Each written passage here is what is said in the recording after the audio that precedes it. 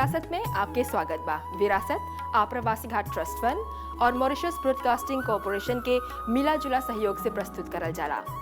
ई बरिस मॉरिशस अपन 55वां स्वतंत्रता दिवस के सालगिरह मनावता और साथ साथ 31वां गणतंत्र दिवस। ई जोन गणतंत्र दिवस बा ओकर से अगते ई जोन स्वतंत्रता दिवस हमनी के प्राप्त होल बा। जोन स्वतंत्र देश में आज हमनी रहत है जा, एकर आनंद उठावत है जा। हमनी के चारों ओर कितना सुविधा बा, आज एगो बहुत ही सुखमय जीवन बितावत है जा।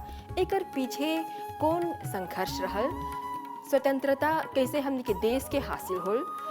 ढेर कोई बोलीला जा कि मॉरिशस के स्वतंत्रता एगो ऐसन समय में मिलल जब जितना बरतानी कॉलोनियल देश रहल सबके स्वतंत्रता देवल जात रहल। तक का मॉरिशस के ई स्वतंत्रता यूं ही प्राप्त हो गल, यूं ही हासिल हो गल, या एकर पीछे कोनो संघर्ष रहल।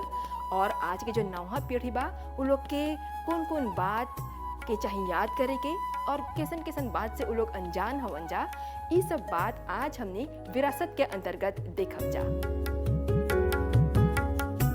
गुरुजी नमस्ते। जब मॉरिशस के स्वतंत्रता दिवस घोषित हो रहा है, पहला स्वतंत्रता दिवस जब मनावल गए, आप 17-18 साल के रहला। हमने के बोला वो पहला स्वतंत्रता दिवस कैसन रहल? जिस समय हमने के देश आज़ाद हो रहल 1967, हम 17 साल के रही। उस समय हमने के देश जो रहल आज के तुलना में बहुत गरीब रहल। चहुँ ओर गन्ने की खेती, घर के करीब, घर के सामने, तो सकबा अंदाज़ा लगाई कैसन माहौल हुई। और घर के सब लोग खेतों में काम करते, ऐसे ही जीवन बिताते। जब देश की आज़ादी का संघर्ष चलत रहल, हमके एगो बात बहुत याद बा कि 1967 बोलिला सर, तो देश के चुनाव हुई। कौन सी खातिर? ओकर मुख्य मुद्दा जो रहल स्वतंत्रता को लेकर। हई हमनी के देश के इतिहास के सबसे अनमोल घटना है कि उस समय के चुनाव सरकार बनाई से ज्यादा देश की आज़ादी को लेकर वो चुनाव हो रहा है। सबके मकसद ले देकर एक ही रहल, देश को स्वतंत्र करो, जनता को आज़ाद करो अंग्रेज़ों के चंगुल से। पर जब हई बात घोषित होल कि आम चुनाव डिसाइड करी जे अगर बहुमत लाएंगे जो लोग आज़ादी के हक में बोल रहे हैं, तब देश को आज़ाद करेंगे, ये ब्रिटिश का की शर्त रही। तब सारे दल मिल करके एगो दल बनावेलन सा। हई प्रभु की करिश्मा है कि सब लोग सकल झूठे एगो विषय के लेके कि चला देश को आज़ाद करेंगे। हई के पीछे हम एगो व्यक्ति के नाम जरूर लेवब, प्रोफेसर वासुदेव विश्वदयाल। वो कहा करते थे छोटी मोटी अनबन जो है वो जीवन भर चलती रही, लेकिन देश का मुद्दा, देश की आज़ादी, इसके लिए अगर हम एक हो सकते हैं तो सब भूल करके चलो देश की स्वतंत्रता के हक में लड़े। यह एक बहुत अनमोल और सुनहरा मौका रहा हमनी के देश का दिन। और हमने पूरी जोश के साथ चहुँ ओर जातनी सा स्वराज दिवस के चुनाव के वो माहौल जो बना था, तो उसमें हम सब लोग भाग लेते थे। जोन फोल्कलोर तू देखला, जोन आज हमने नहीं देखब सा, उ हमें के सुनावा उ कहानी। बहुत सुंदर। उस समय स्वतंत्रता दिवस का खाली है सुन के ही कि 12 तारीख के देश आज़ाद हुई, हमनी के चौरंगा झंडा फहराल जाए। हई होला पूरे गांव में, पूरे देश में हंगामा मच गल। लेकिन उन दिनों केवल रेडियो के माध्यम से, इने जीने घर में रेडियो होत रहल, ओकर माध्यम से पूरा गांव के लोग, बच्चे लोग, जवान, वृद्ध, माता बहन लोग जुट जाट रहल सुने के। बड़े बड़े लोग आज़ादी के लेकर के संदेश देते, कविता सुनाते। तो हई सब सुन करके हमनी के उत्साह और बढ़त रहल। और लोग कैसे बोलो बम्बू बांस आन के रास्ता में ठोक कर पोपले मुस्लिम से, जैसे आज बनाए सा ओगी फ्लाम, पोपले मुस्लिम से बनाकर अपन अपन द्वारी में, आंगन में, बैठका में आर्य समाज का बैठक हुआ करते थे। मंदिरों के आंगन में सब गांव जुट करके मंदिर देखो कर, बैठका देखो कर पोपले मुस्लिम से। तो हर उत्साह शायद अब देखने को नहीं मिलेगा, कारण कि सब कुछ हाथ से करते थे। बांस काटने जाना बैलगाड़ी में, अब कहाँ तो बैलगाड़ी तब ये नहीं बा, बांस काटने का सवाल तो सपना रह गया। तो माहौल बहुत सुंदर था।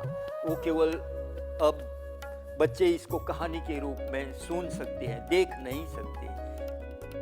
आज तक टेलीविजन पर लाइव रहेला रंग बिरंगा इवेंट आगे के कैसे रहा ई बोला। अब तक टीवी के द्वारा हम बहुत कुछ सुनते हैं, जानते हैं, अखबारों, किताबों, पुस्तकों में।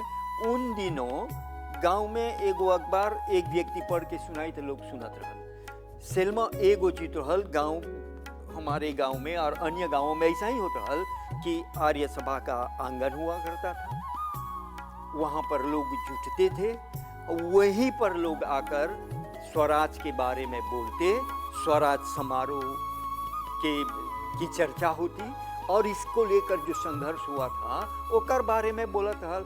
और जितना लड़का रहल गांव के वो लोग जुटत रहल, कारण कि प्रसादी पकत रहल, सब कोई के बांटल जाता खाई के। तो हई से लड़का खुश हुए और हई खुशी उन दिनों का ये तो बेमिसाल खुशी होत रहल। और स्वराज दिवस मनाने आई खातिर गांव से पोटली शहर में सौदेमौस में लोगों के पास पैसा नहीं हुआ था। सरकार आधे वो भाड़े में लोगों को आने की मांग करते थे, तो भी वो मुश्किल था, लोग नहीं आ पाते थे। अगर एक दो व्यक्ति सभा की ओर से गए तो हम शाम के मिलब सा वे सुनाएंगे वहाँ का माहौल, देखने के लिए कुछ था ही नहीं। तो तोहरा कौन सी बोले के बनावा पीढ़ी के आज के देश के जो लोग बागडोर संभाले हो के जाए होवन जा, कौन संदेश बा तोहर? हम सकब बोले हमारे एगो सौभाग्य है, हमर गुरुजी प्रोफेसर वासुदेव विश्वविद्यालय के शिष्य सीधे पढ़ के वहाँ से आवे और बोले जो जो कुछ प्रोफेसर जी बोलते थे वे हम सबको बोलते थे। प्रोफेसर जी कहते थे आज जो चीज सीखला सा गांव में जाकर बच्चों को सिखाओ, यही उनका गुरु दक्षिणा है। तो वो जब है सब हमनी के सुनावत रहल और उन दिनों के संघर्ष, कैसे देश के संघर्ष, चचा राम गुलाम जब पढ़ के आल तो कैसे पूरे देश में जाकर गांव-गांव में एक जगह रहल जो एगो अनमोल जगह सकबा बोले कि वार्षिक उत्सव के बहाने आर्य सभा के आंगन में पूरा गांव जुटता था। वार्षिक उत्सव के बहाने ये मनीलाल मोहित जी, पंडित रामलगन जी, वे लोग वृहद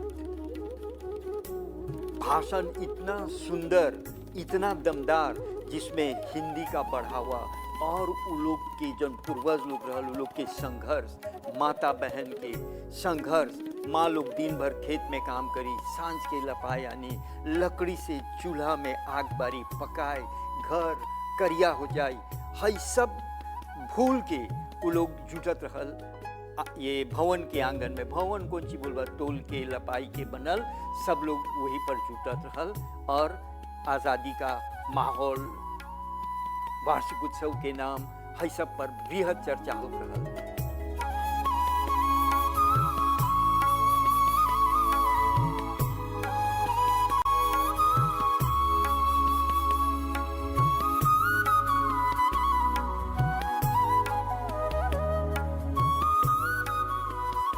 प्रोफेसर वासुदेव विश्वविद्यालय जी सब त्याग करके केवल पूरे देश में चल करके लोगों में देश की आज़ादी का तो कह दिया, भाषा को बचाना, परिवार में एकता हो, संस्कृति हो और बड़े बुजुर्गों का आदर सम्मान, इस पर ज़्यादा बल देते थे। तो हम तो आज के पीढ़ी, आने वाली पीढ़ी और जीवन पर्यंत चाहला है बतवा कायम रहे के हर इंसान के जीवन में, ओकर परिवार में, ओकर इर्द गिर्द और समाज में कि संस्कार, संस्कृति, भाषा बनी रहे तो एकता रहेगी, देश बढ़ेगा और घर में सुकून रहेगा। जब घर और परिवार में सुकून रहेगा तो वो इंसान समाज और देश के लिए थोड़ा ज़्यादा कर सकता है, कारण कि घर की शांति परिवार और देश की शांति में तनी ज़्यादा सहयोग करके हौसला बढ़ावेला। तो हम आने वाली पीढ़ी के छोटे बच्चों के लिए अक्सर ही बोलते रहेला, स्कूल में बोलने की आदत हो गई हमारी कि सबसे पहले घर में बड़े बुजुर्गों का आदर करिए जा और उनकर बात सुनिए जा, दिमाग से मनन करके हमेशा जो अच्छा बा ओके ज़रूर करिए जा, जो गलत बा ओके हटाइते जाइए, पीछे छोड़ते जाइए। इसी कारण आज हमनी के देश हाई मुकाम पर पहुंचल बा। किरण जी, आपकी इजाजत से मैं एक वाक्य जोड़ना चाहूंगा। जाने ला विश्व में बहुत से बड़े बड़े देश बा, लेकिन हमनी के देश में शिक्षा मुफ्त, शिक्षा केवल मुफ्त नहीं बा, ट्रांसपोर्ट भी मुफ्त। इतना ही नहीं, एजुकेशन अनिवार्य बा 15 साल के बच्चों के लिए। है जाने ला कितना बड़ा मुद्दा है।